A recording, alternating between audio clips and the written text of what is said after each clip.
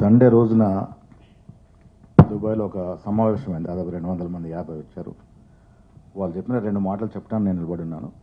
మొదటిగా ఏంటంటే వాళ్ళు తెలంగాణ 2014 కాదు మొన్న వచ్చిందనే ఫీలింగ్ వ్యక్తం చేయడం జరిగింది. సంఖ్యలు తొలగిపోయినాయి, మాకు నిజమైన ఫ్రీడమ్ వచ్చింది. రేవంత్ రెడ్డి లాంటి మొండి ముఖ్యమంత్రి ఒక మాట అంటే తప్పకుండా చేస్తాడు నమ్మకం మాకుంది సార్.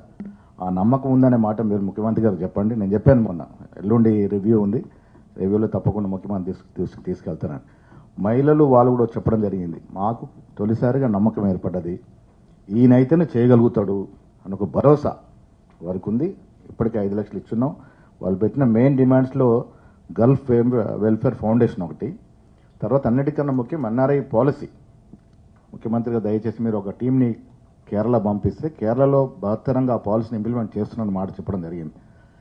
మోసాలు, గల్ఫ్ మోసాలు మన నిజామాబాద్, ఆదిలాబాద్, కరీంనగర్లో జీవనన్నకి మాకు సీనన్నకి ఎప్పుడు నిరంతర ప్రక్రియ. వాడు మోసం చేశాడని వాడు డబ్బులు ప్లే అని వాడిని పట్టి తెప్పించడం, పోలీస్ కంప్లైంట్ చేయడం, నిరంతర మోసాలు. 4 ట్రిప్పులు పోతే 2 ట్రిప్పులు కరెక్ట్ తీసుకెళ్తారు.